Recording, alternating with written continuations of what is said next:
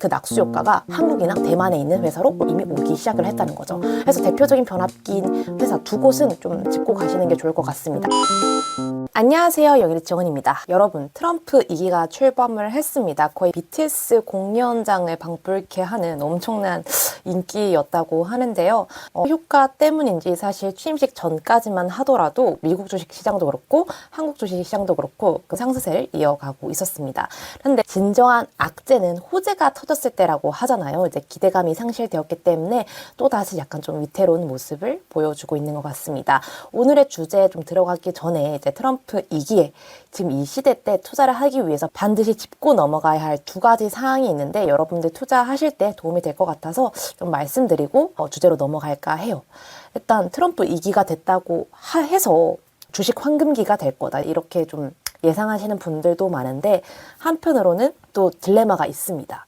그 부를 이루기 위해서는 또 엄청난 부채, 그러니까 미국채를 발행을 시켜야 된다는 그게 성립을 합니다. 근데 우리가 10년 전의 미국과 지금의 미국의 경제 체력이 조금 전 다르다라고 생각을 하거든요. 물론 미국 기업들은 정말 더 많이 성장을 했고 많은 이익을 창출해내고 앞서 나가고 있는 것은 맞지만 그만큼이나 국가부채는 기하급수적으로 거의 눈덩이처럼 불어나고 있습니다. 그래서 이 국가부채를 해결하지 않는다면 자가당착에 빠져서 미국이 셧다운 될 수 있는 그런 위험도 도사리고 있다라고 보시면 될 것 같아서 그런 위험과 또 기대가 같이 좀 올라가고 있는 트럼프는 자기가 비트코인 같아요. 기대감과 리스크를 함께 올라가고 있는 이런 시기인 만큼 여러분들은 특히 미국의 채권 금리를 반드시 주목을 하셔야 됩니다. 일단 트럼프가 원하는 나라가 되려면 저금리 기조가 가야 돼요. 왜냐면 기업이 성장을 해야 되고 지금 최대한 부채 리스크를 낮춰야 되기 때문에 근데 채권 금리가 잡히지 않으면 매해 상환해야 되는 이자 비용만 천문학적인 비용에 이르게 됩니다. 그래서 연준 의장을 압박하면서까지 기준금리를 3차례나 인하를 했지만 채권물 금리는 그렇게까지 내려가지 않았습니다. 여러 가지 이유가 있겠죠. 지정학적인 리스크, 러시아, 우크라이나 전쟁, 서남아시아 쪽에 있는 그런 전쟁이 잘 잡히지도 않았고 중국과의 갈등도 남아있는 것 같고 또 한 가지는 이렇게 부채가 많은 미국인데 우리가 굳이 써야 되나? 미국채 에 대한 좀 의문점도 있을 수 있을 것 같고요. 그래서 이 저금리 기조로 가기 위해서 발판이 되어야 되는 채권물 안정이 좀 되지 않고 있습니다. 그렇기 때문에 여러분들이 투자를 하시다가도 채권물이 안정되지 않고 좀 위태롭네 팍 치고 올라가네 이 순간에서는 투자를 좀 잠시 멈추고 보수적으로 보시다가 다시 안정적 하향세가 되면은 들어가시는 것을 드립니다. 그리고 두 번째 봐야 할 것은 바로 관세입니다. 지금 트럼프는 대대적으로 관세 전쟁을 벌이기 시작을 했는데요. 이미 바로 위아래에 있는 국가죠. 멕시코와 캐나다에 25% 관세 부과를 확정 지었습니다. 그러니까 트럼프가 정치인이긴 하지만 안에 본투비는 사업가잖아요. 부동산 사업가이기 때문에 수익을 얻는 것도 중요하지만 손해보는 거는 정말 싫어하는 사람이라는 걸 느꼈습니다. 그래서 절대 미국 안에서 공짜로 해결할 순 없고 우리한테 피해를 입히는 건 절대 용납치 않는 그런 주의이기 때문에 관세 부과에 대해서 많은 말이 나오고 있는데 이렇게 돼버리면 미국 좋은 거 아니냐. 미국은 이거 세금 많이 받아서 좋잖아. 라고 할 수가 있어요. 하지만 미국은 세계 최대 소비 국가입니다. 미국이 다른 나라 거를 다 소비를 이렇게 해주기 때문에 사실상 기축 통화의 지위를 갖고 있을 수 있는 거고요. 그리고 적자 국가임에도 그 지위를 유지를 할 수가 있는 겁니다. 그런데 이 위아래에 있는 나라가 관세 부과로 인해서 물건 가격을 올려요. 소비자 가격으로 전이시키게 된다면 결국 그 부담은 미국 국민들이 안게 됩니다. 그럼 결국 어떻게 돼요? 트럼프가 가장 싫어하는 물가 상승, 인플레이션으로 이어지게 되겠죠. 그럼 저금리 기조는 또 물 건너 가게 되는 겁니다. 그래서 이게 관세를 부과한다고 무작정 좋은 게 아니라 이 소비자 가격으로 전이가 되는지 어떻게 이제 시장에 받아들이는지 이것도 계속 주시를 해야 한다고 생각합니다. 그리고 사실 관세 전쟁하면 이 나라를 빼놓을 수가 없죠. 바로 중국이 있는데요. 사실 중국은 취임 전부터 트럼프가 60% 때리겠다라고 선전포고를 해놨지만 막상 이제 취임을 하고 나니까 10% 정도 이제 때렸더라고요. 이 이유도 앞서 말한 채권 금리와도 관련이 있습니다. 중국과 일본이 미국채를 가장 많이 들고 있는 나라입니다. 사실 중국은 이제 미국하고 사이가 틀어지기 시작한 순간부터 미국채를 꾸준하게 이제 매도를 해와서 이제 많이 줄어들었다고 하나 이 미 국채를 중국이 뭐 대량으로 갑자기 매도를 확 시켜버릴 경우는 채권 금리가 폭등을 하게 됩니다. 그렇게 돼버릴 경우 지금 이 증시 역시도 흔들리게 되고 그러면 트럼프가 밀고 있던 이 경제 부흥, 이제 증시 부흥 이 정책을 이어질 수가 없게 되는 겁니다. 당연히 채권 금리가 올라가기 때문에 미국이 상환해야 될 이자 비용도 어마무시하게 될 거고요. 뭐 그렇게 될 경우는 진짜 싸우자는 거니까 그렇게까지 가진 않겠지만 서로가 서로 이제 약점을 좀 쥐고 있는 거죠. 그래서 지금 한 발 물러서서 10%로 하고 틱톡에 대한 견제도 제재도 줄어든 것으로 보여집니다. 하지만 또 이 사람이 중국도 그렇고 미국도 그렇고 둘 다 막 온화하지 않잖아요. 그렇기 때문에 갑자기 말을 바꾼다거나 정책을 다르게 할 경우 관세를 더 올리겠다 이런 액션을 보이면은 당연히 투자를 잠깐 멈추고 이렇게 쉬어가는 구간이 필요하다 생각합니다. 그래서 가장 좀 좋은 시나리오는 중국이 이제 굽히는 거죠.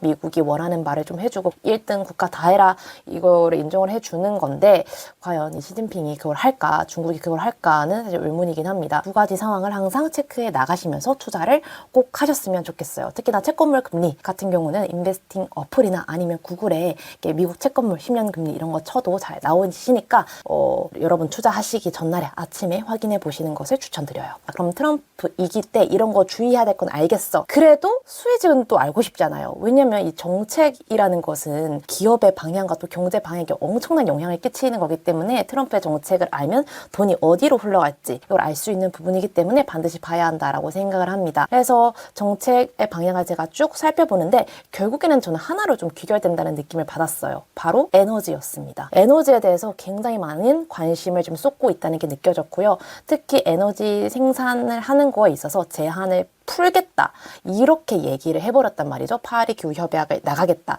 이렇게 얘기를 했다는 것은 어떤 방식으로든 에너지를 확보하겠다는 겁니다. 기존의 이제 석유화학 방식이든 혹은 풍력 그리고 공화당이 좋아하는 태양광, 그다음에 이제 원전을 다시 가동시키는 원자력, 뭐 어떤 방식을 통해서든 에너지 확보를 지금 목표로 하고 있는 것을 느껴졌습니다. 자, 그러면 이 에너지가 필요한 이유, 전력이 필요한 이유는 뭘까요? 당연히 앞으로 다가올 이 첨단 산업 시대, 그리고 AI 시대, AI 반도체, 전기차, 이 자율주행 할 거 없이 너무나도 많은 전력이 필요하기 때문입니다. 그래서 이런 것들을 구축을 하려면 에너지가 바탕이 돼야 뭘 만들지 않겠습니까?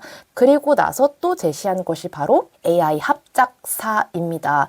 이렇게나 큰 규모의 프로젝트는 저는 좀 들어보는 것 같은데 바로 AI 데이터 센터에 700조 하나로 이제 투자를 한다고 합니다. 그래서 이 700조를 소프트뱅크 손정희 회장님한테 투자를 웃으면서 이제 협박을 해가지고 또 뜯어내시고 또 오라클 회장한테 자 투자해 해서 투자를 받고 시작을 하려는 걸로 알고 있습니다. 그래서 일론 머스크가 아니 뭐 너네 둘 다 현금도 별로 없으면서 뭘 투자를 한다 그래 하면서 벌써부터 취임 이틀 만에 둘이 싸우고 있어요. 트럼프랑 일론 머스크랑 용호상박인 것 같습니다. 어쨌든 이런 식으로 자금을 투자 받아가지고 미국의 데이터 센터를 이제 건설을 한다고 합니다. 5년간의 프로젝트이고 벌써 부지 매입을 이제 하기 시작했다고 하기 때문에 물러질 것 같진 않아요. 700조 시장이 있는 만큼 여기에 집중을 하는 게 좀 좋을 것 같다라는 생각이 들었습니다. 그래서 제가 전력 시장을 봐야 된다는 건데 데이터 센터를 운영하기 위해선 어마무시한 전력이 필요하잖아요. 그렇기 때문에 이 전력망을 구축하는 것도 굉장히 필요합니다. 근데 지금 미국에 있는 전력망들은 많이 노후화가 됐어요. 정말 30년, 40년 넘은 것들이 정말 대다수이고 그리고 우리나라 같은 경우는 그래도 땅덩어리가 좀 좁은데 미국 같은 경우는 넓잖아요. 근데 데이터 센터를 여기 전력은 공급을 받아야 되는데 생산 기지는 멀어요. 보통 어디에 생산 기지가 있냐면 중서부 쪽에 있단 말이에요. 태양광 쪽이나 이렇게 있고 풍력은 당연히 해안가 위주에 있을 거고 그러다 보니까 근데 데이터 센터가 필요한 곳은 저 멀리 떨어져 있으니까 여기까지 오는 전력망 구축이 반드시 필요하게 되는 거죠. 그래서 이에 따라서 전력기기의 중요성이 많이 높아지고 이미 많이 오른 것도 없잖아 있는 것 같습니다. 특히 미국에 있는 그런 전력망 기기들은 많이 올랐지만 한국에 있는 전력기기들은 이전에 정말 많이 눌렸었기 때문에 사실 저는 이제 시작이지 그렇게까지 최고조로 올랐다라고는 생각을 하지 않거든요. 그렇다 하더라도 당연히 많이 눌렸을 때 눌리는 기간에 모아 가시면 5년간 이어질 정책 프로젝트이기 때문에 꾸준하게 이슈를 받을 수 있을 거라고 생각을 합니다. 그리고 이슈뿐만 아니라 실제 매출로도 이어질 수 있는 거죠. 그럼 사실 전력기기가 많잖아요. 그럼 어디에 집중을 해야 되냐? 현재는 바로 변압기입니다. 전기를 생산을 하면 그 생산 기지 앞에 무조건 변압기를 설치를 해야 돼요. 설치를 하고 이제 송전선 타고 케이블 타고 쭉 와서 얘 연결을 이제 당기는 건데, 지금 초기잖아요. 다 전력 기기 교체 초기이기 때문에 변압기의 수요가 가파르게 늘어날 거다라고 생각이 듭니다. 이 부분에 대해서는 일론 머스크도 동의를 했어요. 이제 반도체 부족의 문제가 아니라 변압기가 부족해서 반도체를 못 만들어낼 수도 있다, 이런 얘기까지 했단 말이죠. 그래서 이 변압기 수요가 어마무시하고, 그렇기 때문에 미국 안에 있는 회사로는 감당이 안 돼요. 아무리 트럼프가 미국 내 회사, 자국의 회사 우선이라고 해도 뭐 없는데 어떡해. 그렇다고 중국 거 안 쓸 거잖아. 못 쓰잖아요. 그러면 당연히 그 낙수 효과가 한국이나 대만에 있는 회사로 이미 오기 시작을 했다는 거죠. 그래서 대표적인 변압기인 회사 두 곳은 좀 짚고 가시는 게 좋을 것 같습니다. 바로 HD 현대일렉트릭과 효성중공업입니다. LS 일렉트릭도 물론 좋은 회사이긴 한데, 이 세 곳 중에서 저는 그냥 1등, 2등이 이 두 곳이라고 생각을 해서 이제 말씀을 드렸습니다. 두 회사 다 특징이 이제 미국에 공장이 또 있고요. 또 미국 공장에 투자할 예정이라고 하니까 트럼프가 뭐라 할 것 같진 않은 거예요. 왜냐면 세금 내줘, 고용 창출해줘. 그렇기 때문에 이런 부분에 둘 다 생산 공장을 갖고 있다는 점에서 저는 두 기업이 가장 트럼프 2기 정책의 수혜를 받지 않을까라고 생각이 들었습니다. 그럼 둘 중에 뭐가 낫냐라고 하시면, 현재까지는 HD 현대일렉트릭이 1등이긴 합니다. 미국에서도 인지도가 HD 현대가 더 높기는 할 거예요. 특히 이번에 영업이익이 재작년에 비해서 2배 가까이 올랐단 말이에요. 그 말이야말로 수주가 그만큼 늘어났다라는 뜻이거든요. 특히 북미 쪽에 좀 집중하고 있어요, 수주 타겟을. 그래서 이런 영업이익에 반영이 된 것도 있고, 이런 거대한 프로젝트까지 시작을 하게 된다면 현대일렉트릭의 매출도 그만큼 더 성장을 할 수가 있겠죠.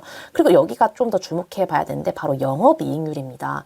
그러니까 얼마나 남겨 먹느냐죠. 근데 지금 영업이익률이 20이거든요. 특히 이렇게나 만드는데 돈이 많이 필요하고 공장도 돌려야 되는 그런 제조업체가 영업이익률이 20%라는 거는 굉장히 잘 많이 남겨 먹는 걸 하고 있다라는 건데, 지금 다른 곳과 달리 현대일렉트릭은 약간 변압기 원툴입니다. 다른 걸 막 더 하려고는 하지 않고 변압기 원툴이기 때문에 어떻게 보면 이게 좀 히드라면 문제가 될 수도 있겠지만, 지금까지 이렇게 수요가 많이 몰리는 그런 상황이라면 매출 영업이익률이 더 높게 형성이 될 수가 있겠죠. NS 일렉트릭, 그 다음에 효성중공업 같은 경우에는 7, 13, 좀 되게 그래도 나쁜 편은 아니나 거의 2배 이상 차이가 나는 걸로 봤을 때 재무적으로도 현대일렉트릭이 조금 더 낫다라는 생각이 들었습니다. 하지만 부채도 좀 많더라고요. 부채가 많이 줄어든 편이긴 한데 그 세 기업들 중에서 부채는 조금 더 많은 편이긴 했습니다. 네, 효성중공업 같은 경우도 옛날에 제가 많이 말씀드렸을 정도로 추천하는 그런 곳이긴 한데, 변압기만 하고 있진 않아요. 수소 발전, 수소 터빈도 만들고 있고, 전력기기에서 마지막에 설치해야 되는 게 바로 배전기기인데, 이것까지 하고 있기 때문에 영업이익률이 조금 안 나오는 건 있는 것 같습니다. 그런데 이제 전력망을 설치할 때 이제 마무리 작업까지 간다면 효성중공업이 배전기기까지 수출을 하게 되면 그만큼 더 수익이 또 늘어날 수가 있게 되겠죠. 그럴 때는 지금은 2인자지만 나중에는 엎치락뒤치락 할 수도 있을 것 같습니다. 그래서 저는 효성중공업에 잠재력도 크게 봐요. 수소도 갖고 있기 때문에. 근데 지금 현재로 봤을 때는 영업이익 성장률이나 혹은 영업이익률 자체, 그다음 북미에 좀 집중적으로 투자되어 있는 HD 현대가 더 매력적으로 보인다. 효성 같은 경우도 북미랑 많이 하긴 하지만 유럽으로도 많이 뚫어놨거든요. 근데 유럽은 아시다시피 사업 진행 속도가 굉장히 느려요.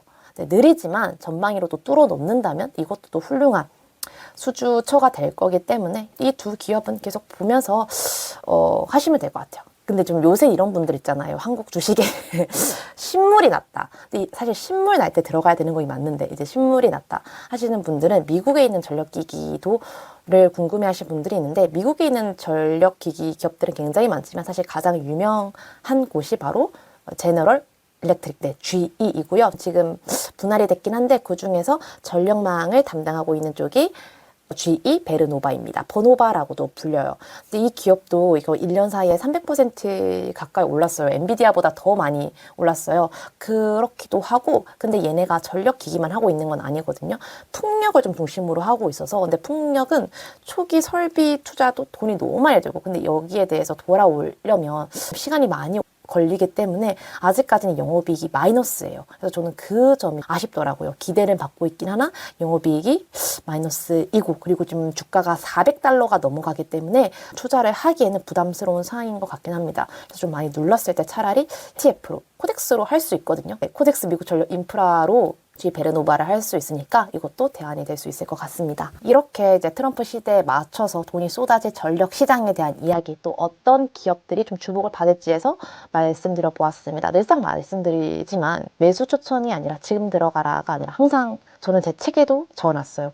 아무리 얘가 돈을 많이 벌고 해도 그날 5% 이상 급등 중이면 들어가지 말아라 라고 얘기를 해놨거든요. 그러니까 눌리는 기회는 늘 주니까 안 올 것 같지만 주잖아요, 여러분. 주식 차트를 한번 보세요. 줍니다. 그래서 그때 또 모아가다 보면 이 전력 인프라를 교체하는 기간이 좀 피크가 한 3년에서 5년 이 사이라고 생각을 하거든요. 그 안에 또 무슨 일이 일어날지 모르겠지만 그래도 올해에는 이 전력 교체에 대한 수요가 저는 굉장히 많이 일어날 거라고 생각을 합니다. 그러면 다음 시간에 만나요. 안녕.